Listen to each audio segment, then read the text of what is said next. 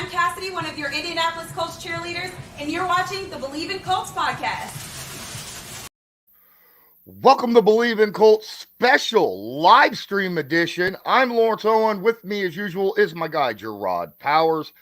And I'm telling you, first off, Rodney McLeod's not going to make it with us today because, well, let's face it, he was up really late last night and worked his butt off. There's no way he's getting up this early and joining the show with us, especially with a short week upcoming with Dallas on the horizon. And, you know, there's a lot of work to be done with the Indianapolis Colts. But first and foremost, Jerraud, how was your past week?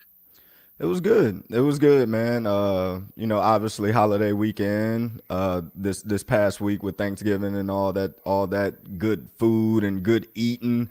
But no complaints. It was good. How about you? Yeah, I had a pretty good weekend right up until yesterday. The weekend ended horribly. For me, it was a weekend, 3-day weekend and all that. But I hope everybody out there that's watching this live stream also had a very good holiday weekend, Thanksgiving and all, whether you're U.S. or around the world. Hopefully you just had a good weekend. Let's get into the actual game yesterday. The Indianapolis Colts fall to the Pittsburgh Steelers, and it wasn't a good game from the get-go. They fall 24-17. It looks, the score was a lot closer than what the game looked, in my opinion. I thought the Steelers, from the looks of it, had this game in the bag from the get-go. Yeah, I mean, when you watch it, I mean, Steelers probably played one of their better games this entire season, to where all phases looked like they were in sync. You know, the offense was running the ball well. I want to say they probably averaged almost 5 yards a carry. They just looked in rhythm offensively. And then when you look at the score, it was just like, hey, the Colts are still hanging around. Soon as, something starts to click or they find some rhythm, maybe the Colts are more in position to take over this game. But obviously, we didn't get in rhythm quick enough to win the game. Oh, no, absolutely not. And I'll be honest with you, the betting line had the Colts, and if you picked the Colts, then you lost. But I'll tell you what, basketball is back. BetOnline remains your number one source for all your sports betting needs this season. You'll always find the latest odds, team matchup info, player news, and game trends at BetOnline. As your continued source for all sports wagering information, BetOnline features live betting, free contests, and giveaways all season long. Always the fastest and easiest way to bet on all your favorite sports and events, whether that's NFL, NBA, NHL, MMA, tennis, boxing, even golf. Head to betonline.ag to join and receive your 50% welcome bonus on your first deposit. Make sure you use the promo code Bleav, that's BLEAV, to receive your rewards. Bet online, where the game starts. So we were talking a little bit before this game or before we started here, and obviously the Indianapolis Colts offense really started off real bad. That first half was about as bad as Colts football is. Now, Ryan didn't get sacked a whole lot, but there was drops in completions. They couldn't get the run game going. It was just bad all around, wasn't it?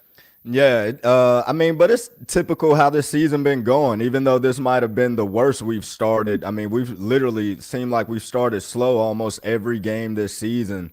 And I mean, every week you keep hoping that it's going to be a little different. But man, maybe this is just who our offense is, and we just got to work around it and still find ways to win. Because after all these losses that we have, the majority of them, most of them, we still had a shot to win the game at the end of it.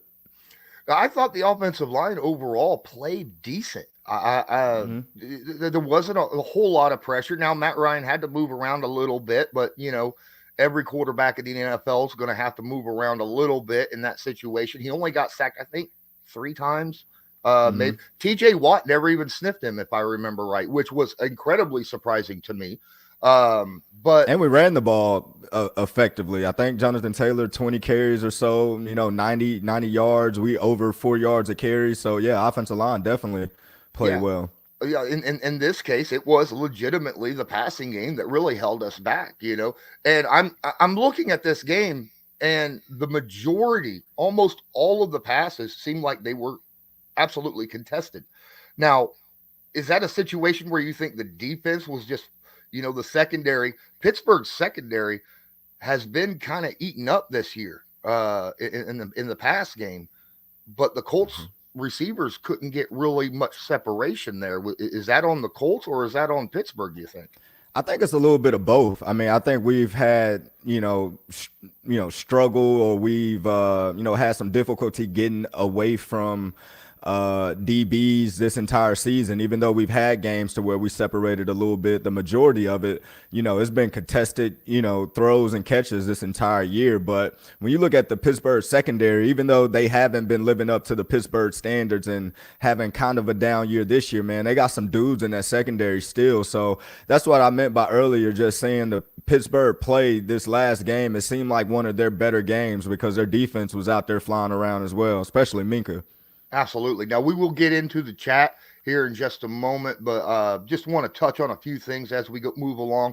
Obviously, there's a lot of talk right now across social media over two specific things. One, obviously, Matt Ryan. It doesn't look like he has a lot of throwing power right now, but we'll get into that because that's what the chat is just absolutely blowing up about. We'll get to that in a moment. First, I want to talk about the end of the game, the time management. Now, a lot of people thought that Jeff Saturday should have called that timeout after that scramble run. Do you think Jeff was in the right in this situation where, hey, save those 3 timeouts. We still have a little bit of time here. I know what play we're calling, blah, blah, blah. Or should he save that, 25, 30 seconds with a timeout since he had 3? I think he definitely should have called a timeout. His reasoning, I get it. When you're in rhythm, you think you got the plays and you're ready to go. I just think he forgot about the fatigue element of that situation. 2-minute football, man, guys are gasping for air. Everybody's going 100 miles an hour and everything's in a hurry up type situation. Your quarterback just scrambled, doing things that he don't normally do. He's barely getting up himself. He even looked to the sideline like, man, we're not calling a timeout. So, to see Matt not take control of that situation and just call one as well shows you that he was trying to do what the coaches were asking him to do and things of that nature. But I think Jeff was wrong in the situation. I think he definitely should have used that timeout just to preserve some clock, at the end of the day, because you want to have your best play in those moments. And if you got 3 timeouts with, under a minute left, you definitely want to use those. As a defensive player, would calling a timeout benefit the Steelers' defense in that situation, or would it make them maybe overthink a little bit? No, it's definitely going to benefit the defense. That's because you can get set. You can talk about things that's, probably going to come up. You go back to your film study. Hey, this is a situation when this play or that play is about to happen. And this is the defense we're going to run. And they get to catch their breath as well. But sometimes when you look at your own offense, if you see those guys kind of lagging around, you got to make sure that your guys is fresh too, because you get an opportunity to, remind guys of responsibility and let guys know the situation. If we get tackled right here, this is the next play, so you get an opportunity to kind of reset as well. Absolutely. Now, the Colts were still in playoff contention. Walking into this game, they could have still been, 10-6-1 if they won out and ended up, with a possible 7th seed, especially with a, that tiebreaker tie that they have on their record. Now, if they went out, they're only 9-7-1. And last year, there were 10-win teams that didn't even make the playoffs, right? Mm-hmm. Is the season over? You know me, I've been saying all year it's a lot of football left, and I still think it's a lot of football left. Just being a former player, you never think that the season's over while you're in season. So it's just hard for me to wrap my head around like, hey, we don't got nothing to play for, the season's over. Let's get, in better draft position or whatever the case may be.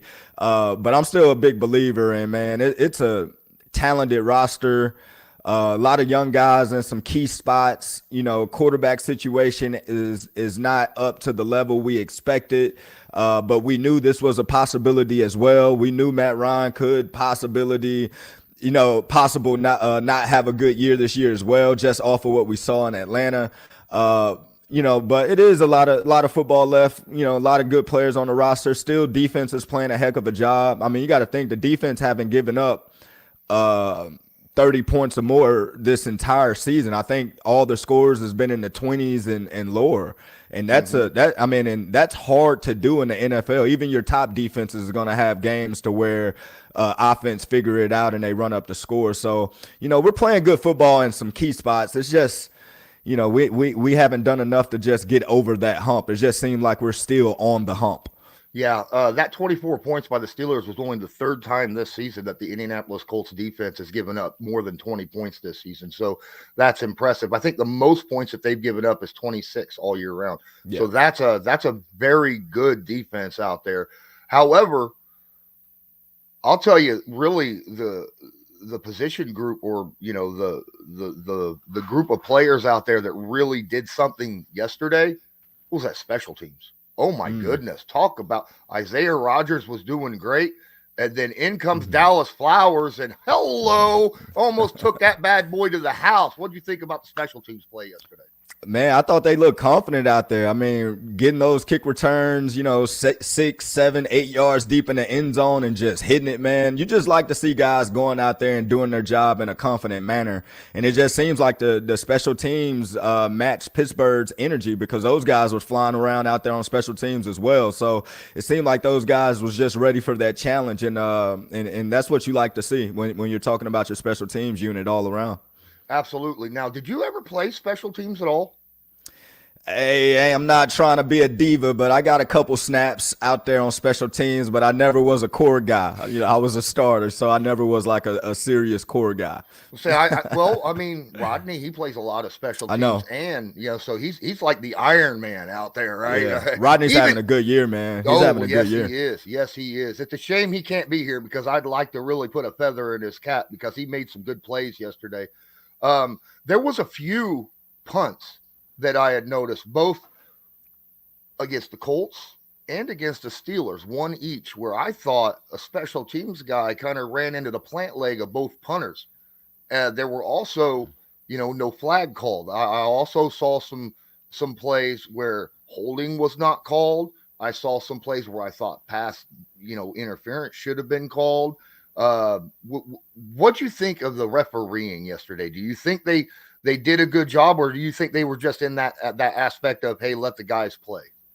See, as a player, you get a scouting report on the officials every week. Well, I know I did as a player. Every week I used to get a scouting report on how the officials going to officiate the games, and they give rankings too of every group of officials. So, one group you might have, this week might be number one in DPIs. So, you're going to have to play the game kind of, safe. And then you might have a group of officials that's ranked at the bottom of the league in offensive holding, or whatever the stats may be for that group. And it seems like this was a group that was going to let these guys play a little bit. So as long as it's consistent, guys can adjust their play and play well. The only time that I used to have problem, or still have problems when it comes to officiating, is when guys are just not consistent in their calls, because it's hard for players to adjust how to play the game when you don't know how the officials are going to call things. So if they're going to let things go, man, and it's going on both sides, I mean, you can't complain about it. Okay.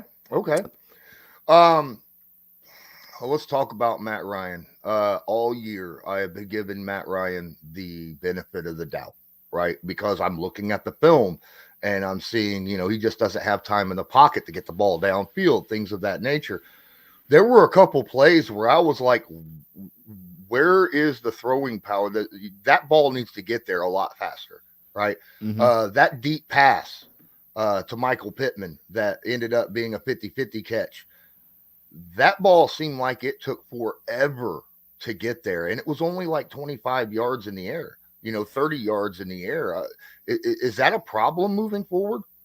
When you got TJ Watt on one side and you haven't been sure all year about your pocket and things like that, sometimes your feet is not set like it needs to be to throw certain balls, so it might not have the velocity or the strength or the confidence in himself to make certain throws. That's because he all year he's been worried about so many other things. And I think a couple of throws last night was just him not having his feet, set, seeing reads a little late just because of the pocket presence and pressure that some of those Pittsburgh Steelers guys was getting there on some of the passes.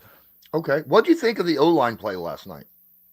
I thought the O-line did, fairly a decent job. I mean, whenever TJ Watt can't affect the game in the manner that he normally affects the game, I mean, you got to give credit to those guys. I mean, did the Steelers make some, great stunts and pressures to cause, pressure on Matt Ryan? Yeah, and that's going to happen in games. But I thought overall, really based on what those guys been doing all year, last night was one of their better games as a whole. I mean, you run the ball for almost 5 yards a carry. I think we were at 4.4, 4.5 or something like that. You give up a couple sacks, but it was more coverage sacks than, just guys running free. So, I mean, you can build off that. You can live with that type of play from your O-line, especially when they've been struggling all year. Yeah. I think the O-line looked much better. I was scared to death walking into this game, for I mean, you look at Hayward and Highsmith and Watt, those three guys right there are scary. I mean, Pittsburgh's known for their blitzing. They're known for disguises. They're known for all sorts. And I thought the offensive line performed admirably against this Pittsburgh Steelers defense. And I'm hoping that's a positive that we could take out of this game, even though we lost, that, moving forward towards the next game, which we'll get into on the third show against the Cowboys, in about 25 minutes or so. Hopefully that'll help because like you said, players, coaches, they're not out here they're trying to win every game, right? Yep. They're not worried about the draft. They're not, oh, we really need to get a new guy here when you might not even be there. You know what I mean? Right. Because Right. That's only fans. And maybe the owner. It depends upon the owner, but I'm sure Irsay always wants to win, don't he? I mean, you knew Irsay a little bit. Does he ever think of tanking, or does he think we got to win because, it's just pride? I mean, it's a pride thing. I mean, those guys brag about their franchises just like players brag about their team and their accolades as well. So, I mean, at the end of the day, winning is going to bring revenue to your business. I mean, the more you lose, the more you're going to lose money just from a totality standpoint, where it's jersey sales, where it's marketing, whatever the case may be. It's hard to market a team that don't win. And the reason why the Colts franchise has been so great over the years, because they've always been looked at as a franchise, that's trying to get Super Bowls, that's getting AFC championships, that's winning their divisions every year. And just because, it's been a couple of down years, don't negate what the franchise has done in the history of it and how people view it. People know that the Colts are going to get back to their winning ways. It's just right now, it's just been a fluctuate of different players at key spots, and we haven't hit home yet with our long-term guys that we need at such like quarterback positions, young receivers, just at certain spots to where you need to have longevity. Right now we got, just a, circus of guys, coming in and out of the lineup year to year until we find that chemistry of core pieces that's going to be there for the long haul. We got to continue to search and try to become a better team year in, year out, day by day. Absolutely. I feel the same way. But this year, there's been two problems. One, we've talked about the offensive line, but as we've seen since Jeff Saturday's gotten here, it seems like the offensive line is seemingly progressively getting better and better. 2 weeks in a row. Yes. Yep. Now the question is, what's up with these turnovers? I mean, we are at the tail end of the turnover ratio every single game. Jonathan Taylor fumbles the handoff. Matt Ryan throws interceptions. The defense can't seem to get their hands on the ball for nothing. What's going on here? When you don't have no identity on offense and you're struggling week to week and you have deficiencies at certain spots as a coordinator from the opposing defense, I mean, your light bulbs start going off on what you can do, how you're going to attack certain things, what you're going to take away from. It's just a lot that you show on film when you're struggling, that when the opposing teams study you and break you down, they're going to make it hard on you. And right now, we're pressing for plays to be made on our offense. And whenever you're pressing to do certain things, it's a high risk that turnovers are going to happen. And in the situation that we're in as a team and everything, you got to feel the pressure that those offensive guys are facing every time they walk on the field, because they want good things to happen. But again, when you're pressuring to do things, man, the bad things are going to come with that. Absolutely. Well, I think that's going to do it for this episode discussing last night's Monday Night Football game. Well, not this episode, this portion right here. As we are on a live stream, we're going to move on to a new topic, and that's the NFL in general for the Week 12 slate. And then after that, we're going to discuss the previewing the Cowboys game. In this episode, in this portion of the show, we're going to talk about the NFL, and we're going to get into the live chat and maybe answer some questions and react to some of the comments. But besides the Colts and Steelers game, what was a game that you saw that kind of opened your eyes a little bit? Man, the Jets, Bears. And even though it wasn't, like the Bears is one of the better teams in the league or whatnot, everything that's been happening with the Jets at the quarterback position, Mike White, gets in the game and has, six incompletions. I think go 22 for 28 over 300 yards, 3 TDs, and he got a little swag about him. Even Elijah Moore and those guys, are getting the ball, and everybody's happy now. So going forward, I just wonder, do you go back to your top draft pick quarterback, once you feel that, he's back in line and doing things the way that you want him? Or are you going to ride this wave with Mike White? Because, every game he's played in so far, he's been successful, or he's shown that he can, lead at that position. So I think you really do have a quarterback controversy in New York, because it seems like the locker room like Mike White. And he, like I said, he got a little flavor about him that makes you like him as a fan as well. Absolutely. I have been watching Mike White.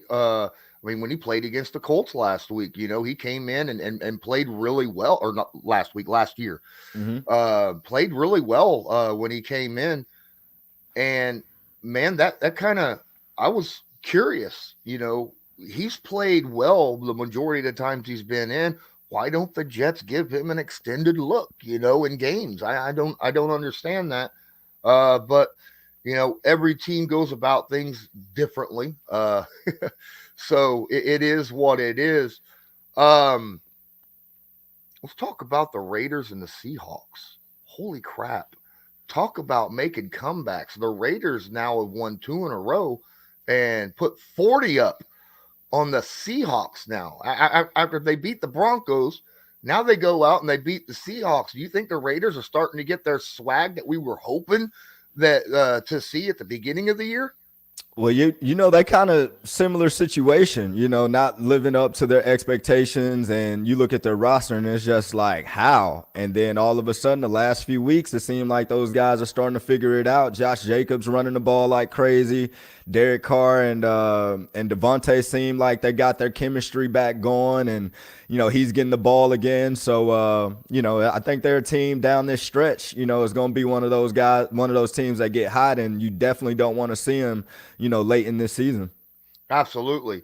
The big battle over in the NFC East, Cowboys beat the Giants. That was an interesting game on Thanksgiving. What was the Thanksgiving game that you liked? There was Buffalo and Lions, where the Lions almost came away with that win.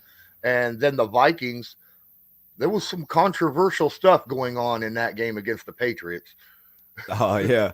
But I think the game that I was kind of intrigued most by was that Lions game, that Lions-Bills game. Just seeing how the Bills was going to respond off of the week before. And, those guys are starting to find gutty ways to win. And, they're beat up a little bit. Quarterback got a sore arm.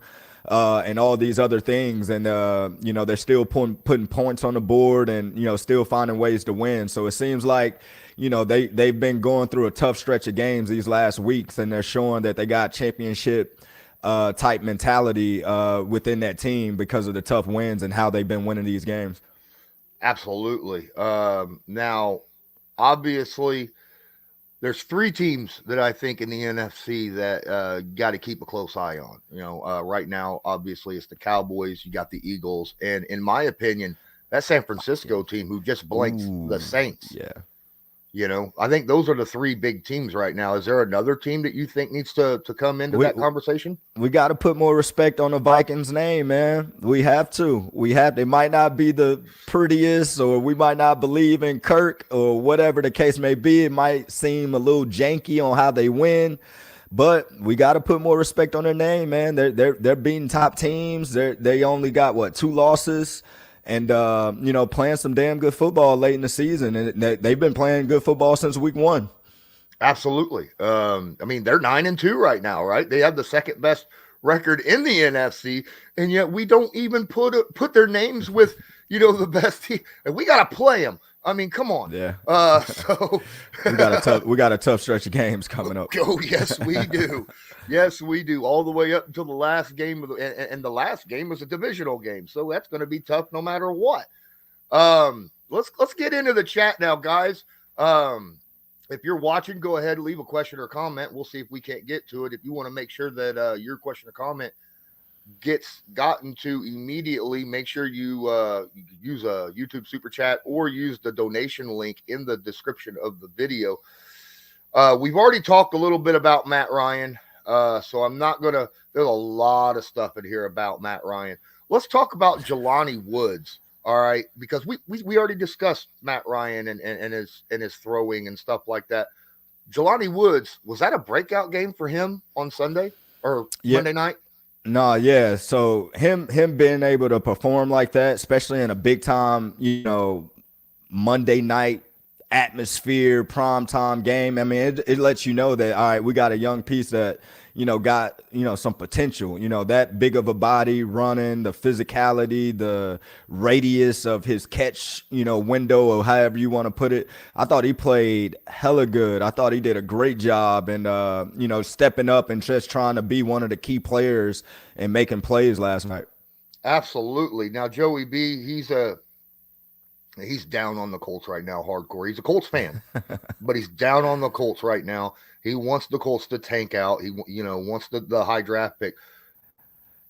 But there is a question with the way Matt Ryan at times looks. Could we see another quarterback change, or do you think Saturday stays with Matt Ryan?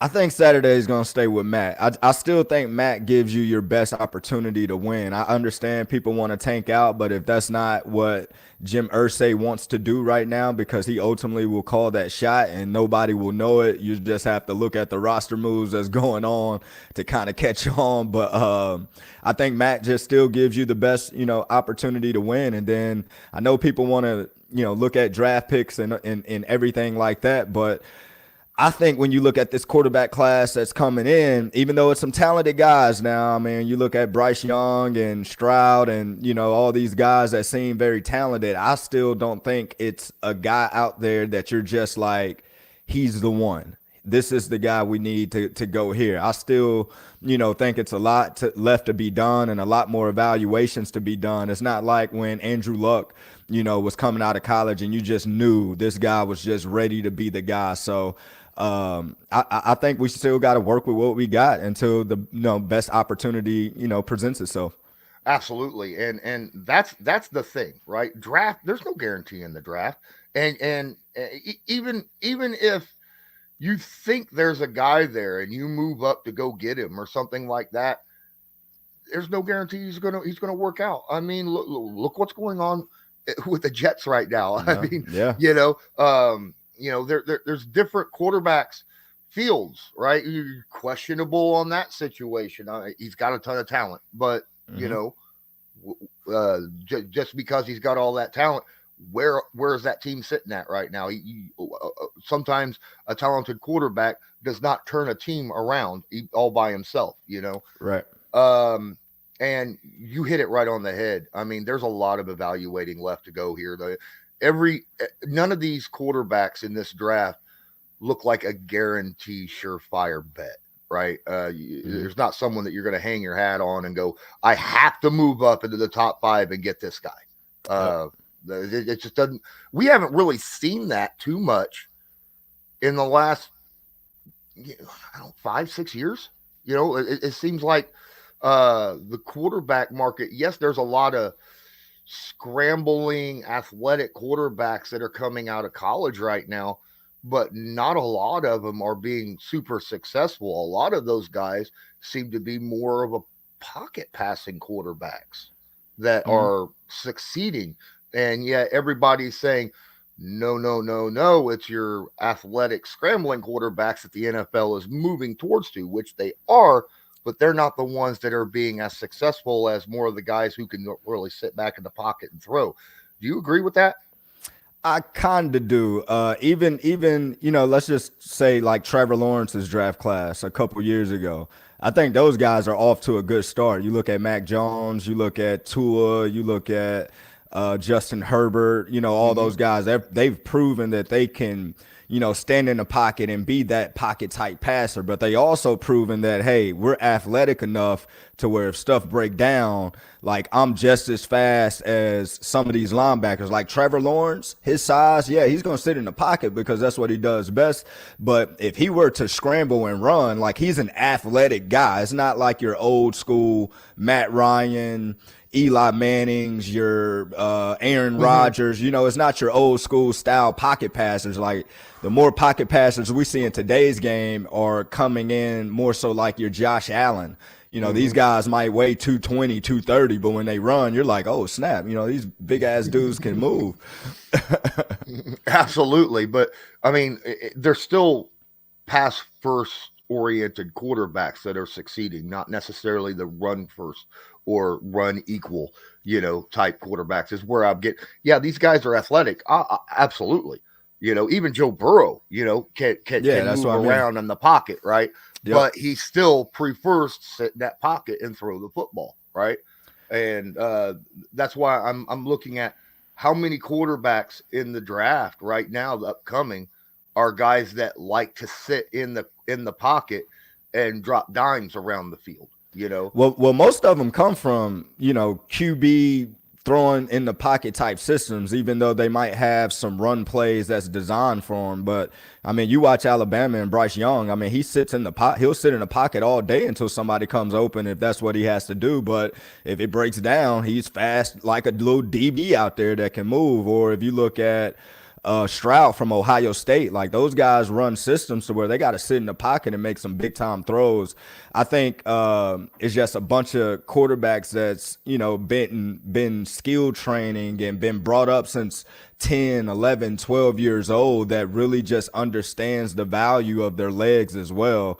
So I don't know how many quarterbacks out there is more so I'm thinking run first. I just more so think it's development to where those guys got to get used to sitting more in the pocket and going through more than one or two reads. Like in college, the system might be easy for Justin Fields at Ohio State because he has one or two reads that he's reading off of rather than going to the NFL. And now you got to go from 1, 2, 3 to your fourth check down. So I just think it's development, and that I guess category rather than a lot of guys just, feet first, pass happy. If they don't see that first read, they get out of there. I just still think they got a lot to learn at the position.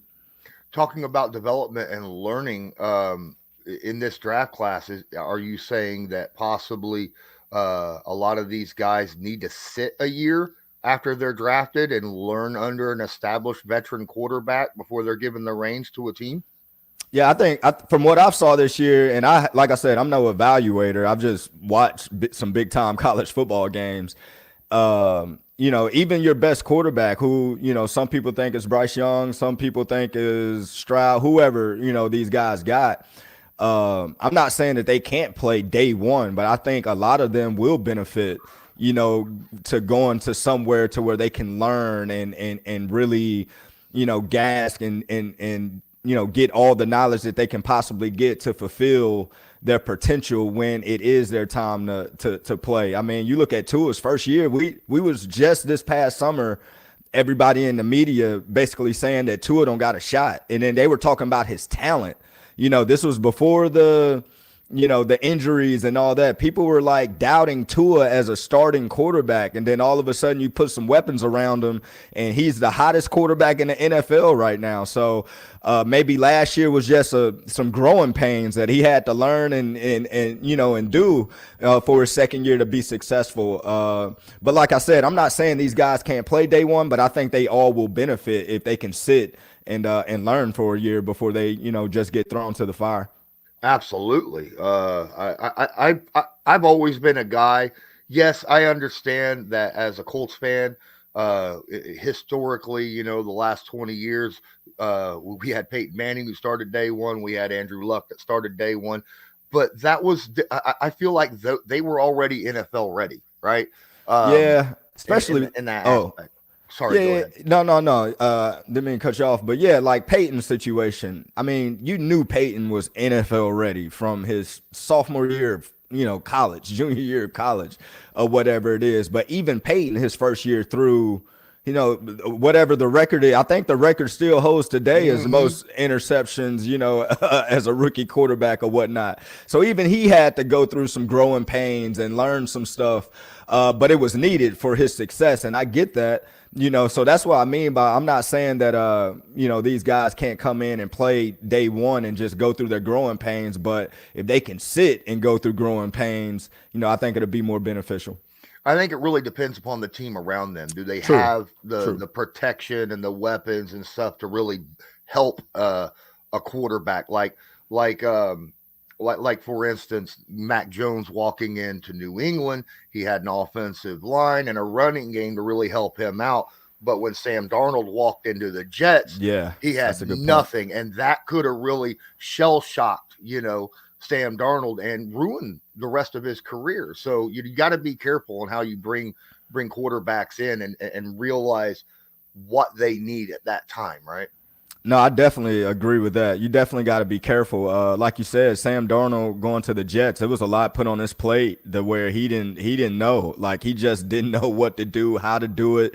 And you didn't have any like special weapons around him that helped guide him. When you look at Andrew Luck's situation, I mean, he had a vet team he was coming to. You got Reggie Wayne that was in the prime of his career and, some guys around you. You had to depend on a couple young guys like Vic Ballard, getting drafted out of Mississippi State and coming in and, doing a great job at running back, and T.Y. Hilton coming in and fulfilling that number 2 role immediately. So we was lucky enough in that draft class alone to have some guys to help Andrew immediately. But even Andrew, and I think he might have had one of the best rookie seasons of any quarterback, that normally get drafted. He went through some growing pains, but we were able to go 11-5 and get into the playoffs, with a rookie quarterback. Absolutely. And I think a lot of fans are seeing the Andrew Luck situation because that's one of the most recent things that the Colts fans have gone through. And they think that, you go through that losing season, go get a quarterback, and then bam, look at that.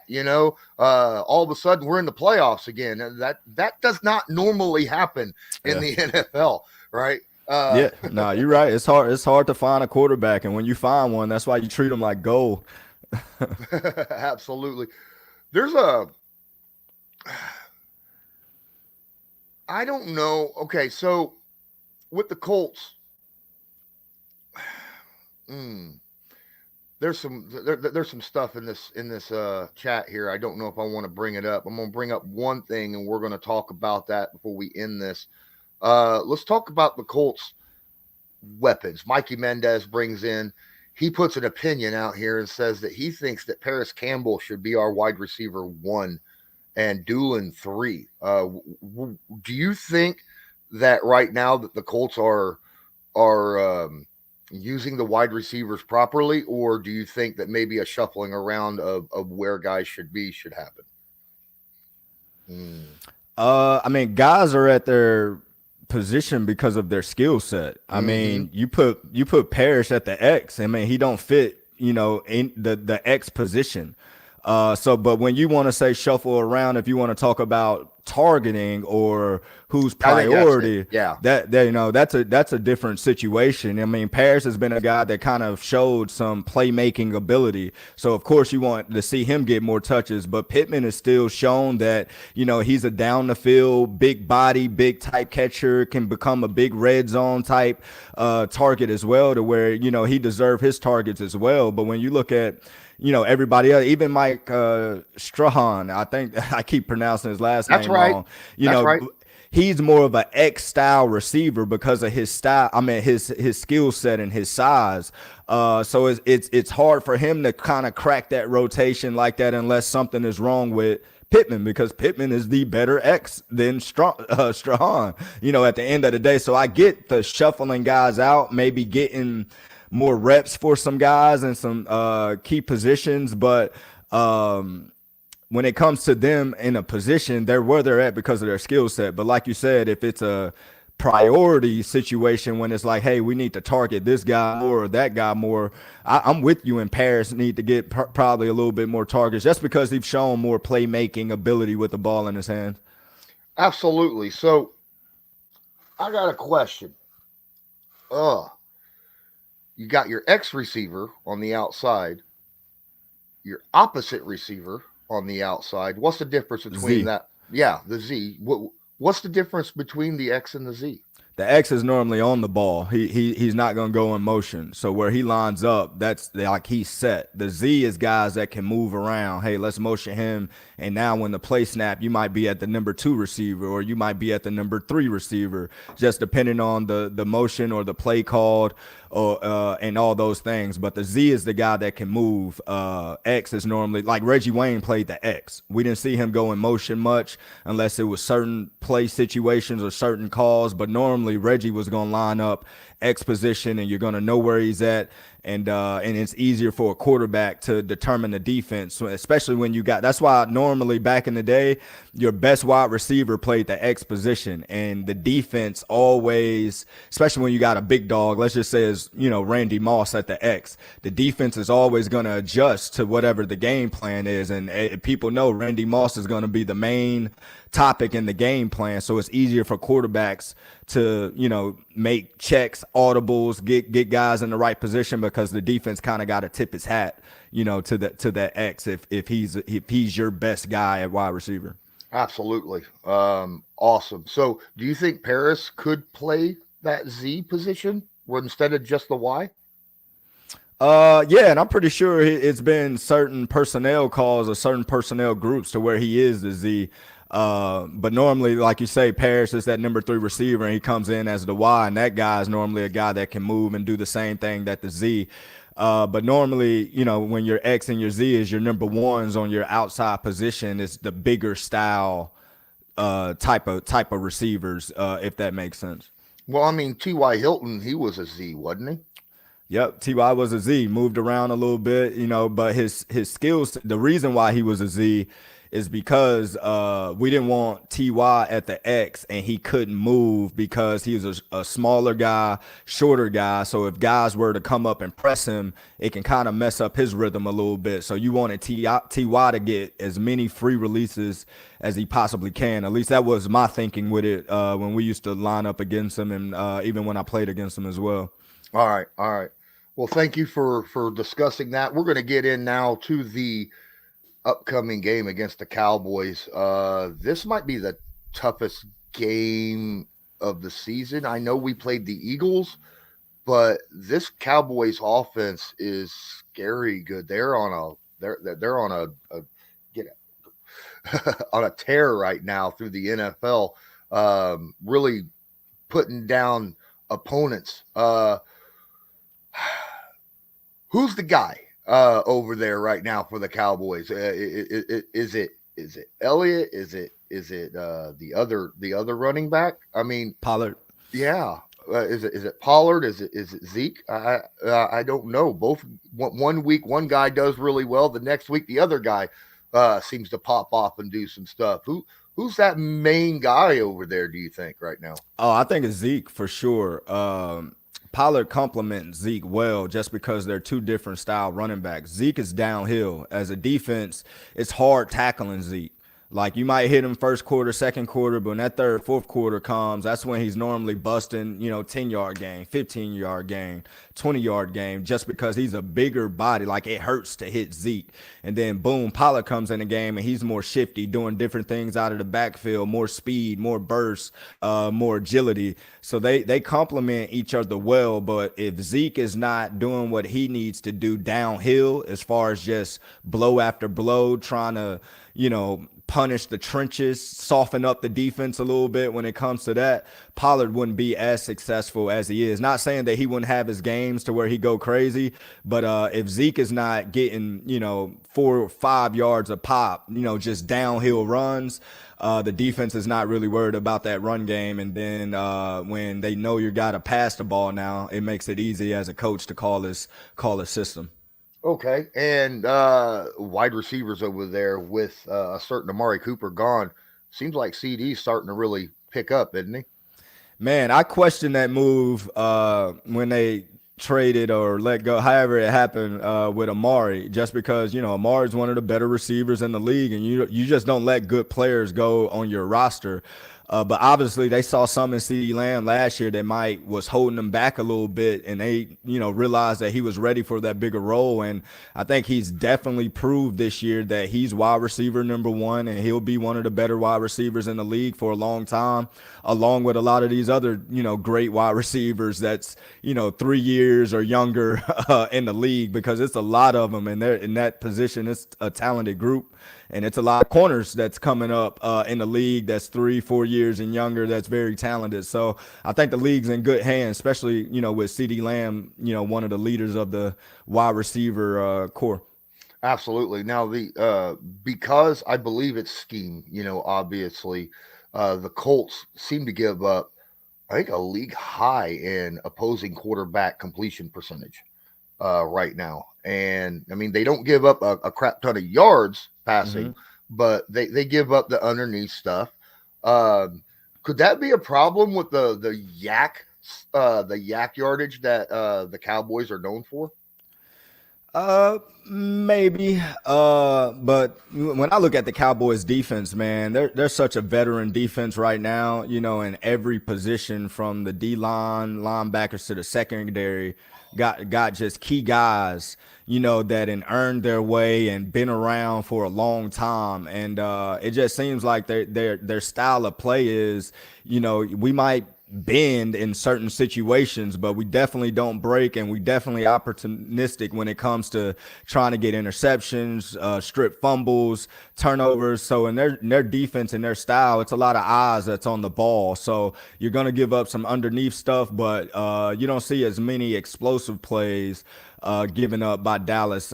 Even though it might happen, it's normally either contested, but you just don't see just major busts, MAs, and just people just running scot-free. It's a very disciplined and fast defense.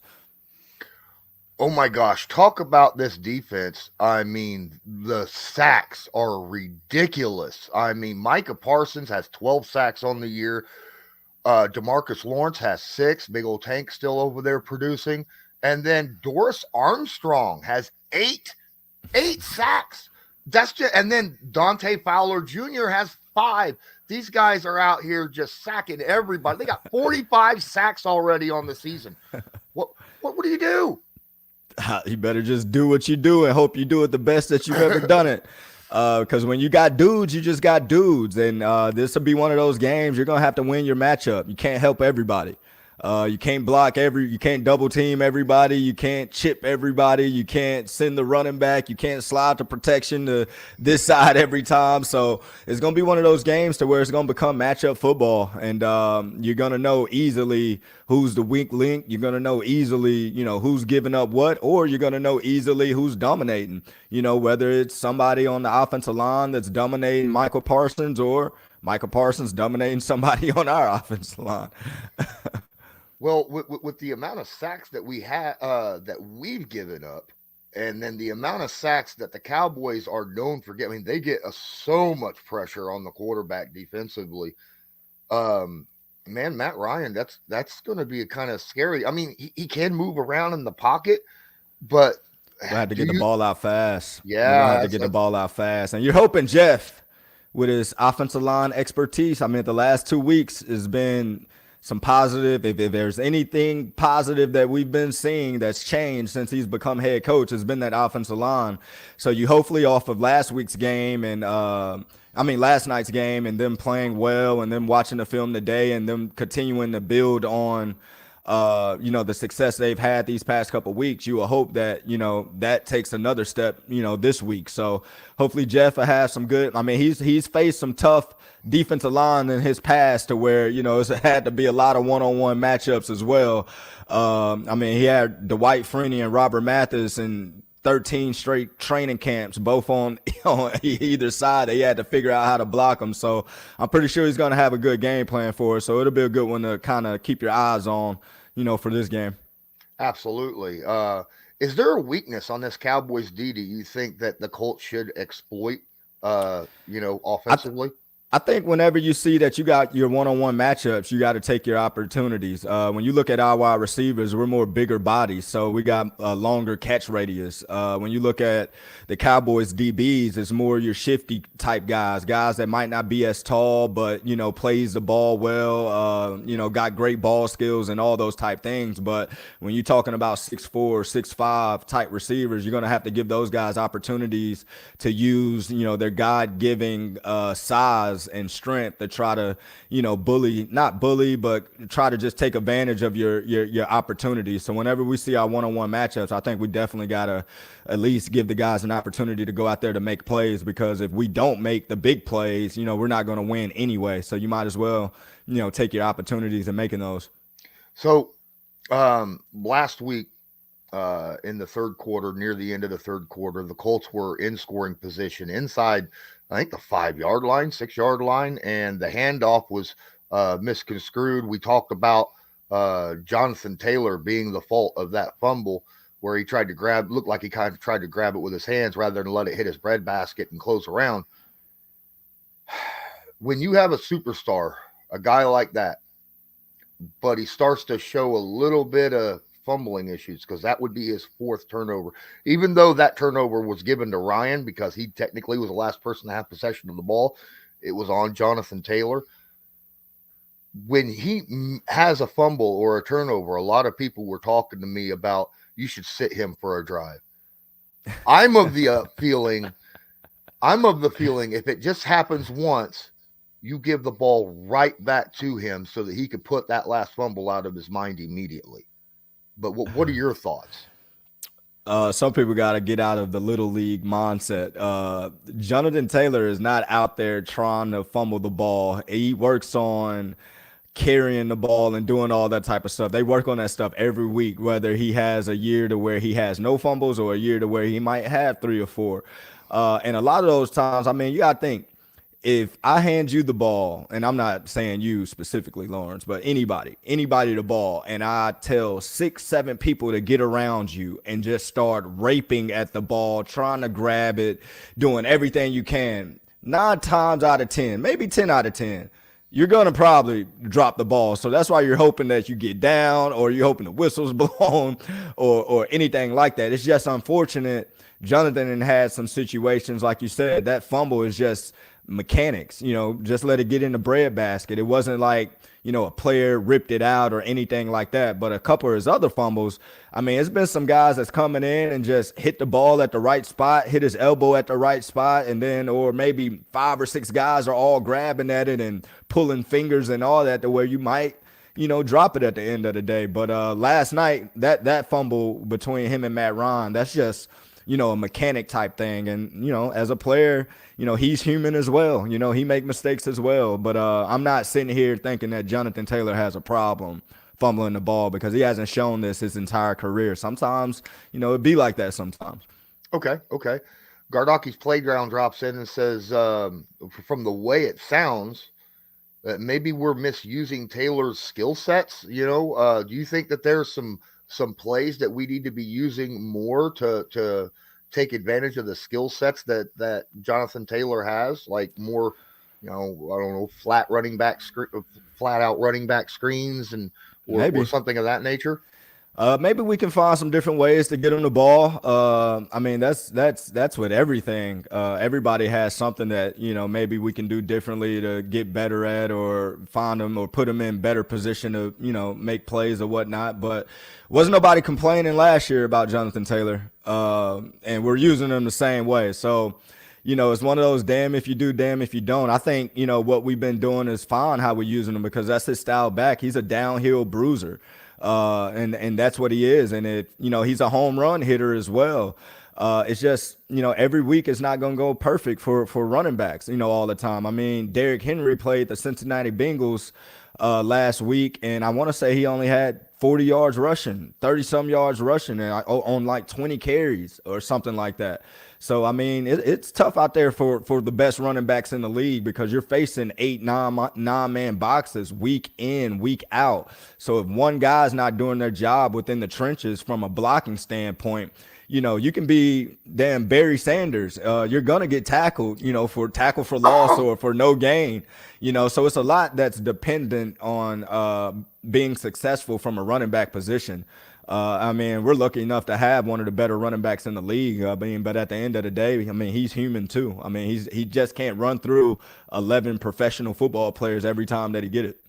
Yeah, absolutely.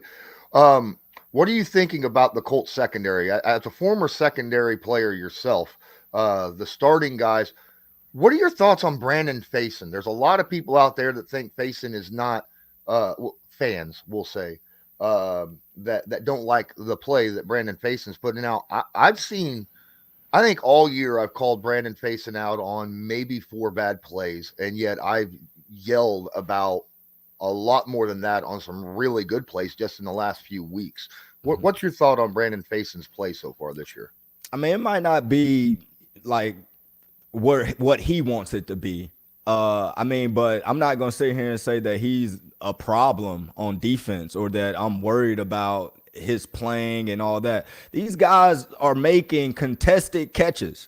You know what I'm saying? These guys are making some tough catches, and sometimes as a DB, especially with how the game is called today, you can't touch them. You can't do all these things. Like, you almost got to be perfect just to make a play as a DB. Sometimes it just don't go your way all the time. But to sit here and watch the defense as a whole, I'm not going to sit here and say that he's a problem or we need to upgrade or we need to do that. These guys have literally, like you said earlier, only given up 27 points 3 times this year. It's been whatever that stat was we was talking about earlier. These guys more than 20 points. Yeah, more than 20 points. Yeah, these guys are playing lights out football, as a whole. I mean, it gets hard out there sometimes when you're put in tough situations because of the other side of the ball, when you're facing a short field and you're coming out there and you got to stop them and do all this type of stuff. It's pressure out there. But I think as a whole, secondary wise, they're playing the best that they can. Yes, I want to see more interceptions. I want to see more turnovers. I wish that we could get 2 or 3 of them a game from the secondary. I mean, but those guys are playing pretty good. I mean, I can't complain when the scoring average is what it is from a defensive standpoint. All right, last thing we're going to discuss, I think, before we drop our predictions for the early predictions, obviously, for the Cowboys Colts Sunday Night Football. David in here says we need to give Lamar all the money. All the money. All right. I like it.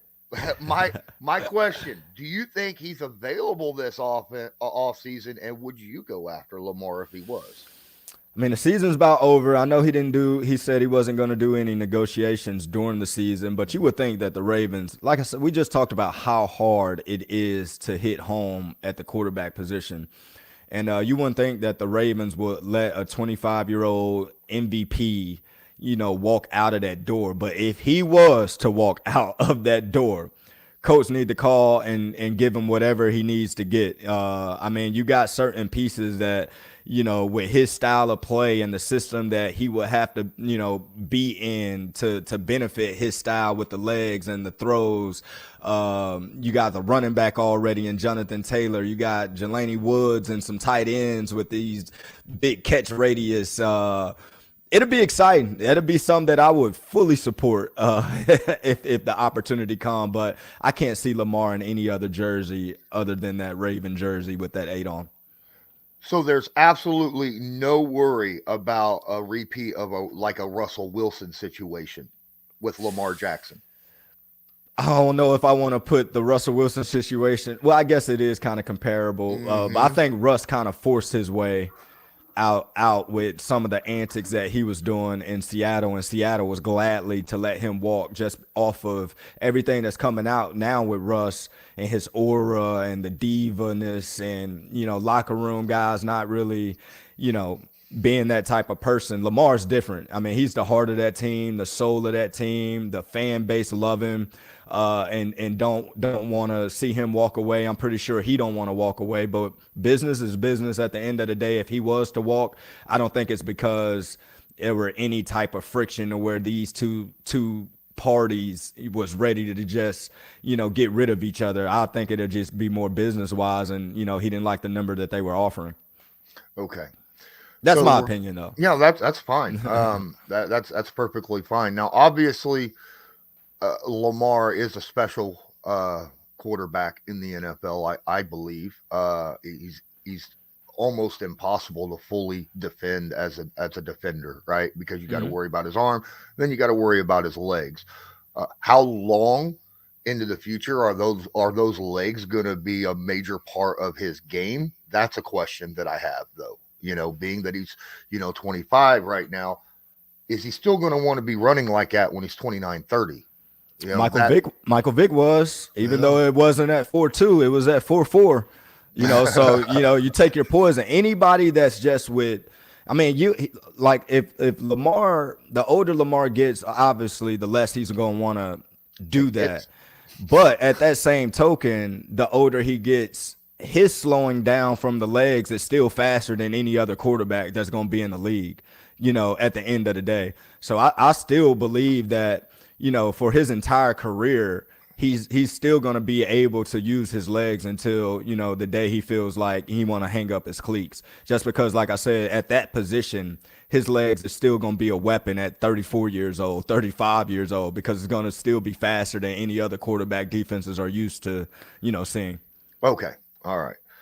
Well, let's get into the predictions for this Sunday night football game against the Cowboys. I'm going to go first. That way I give you a moment. Look, this will be the second time that I've picked against the Colts. I don't see a chance. If the Colts win this game against the Cowboys, I will be utterly shocked. Okay. They need to. But this is a very aggressive defense front seven for the Cowboys. And that's offense, even though the offensive line looked better, the offense still did not look good at all in this game against the Steelers. And this is going to be a problem. I don't know if the Colts haven't been able to really score more than 20 points, but twice this year. I know. So I was bragging about the defense, but I didn't want to bring up what the offense was. Yeah. Now, I think our defense will play well enough. I think we give up 24 to 27 maybe to the Cowboys. I mean, they're still a good team. They could even give up 17 against the Cowboys, and we'd still lose this game, I feel. I'm going to go Cowboys 24, the Colts 13. Okay.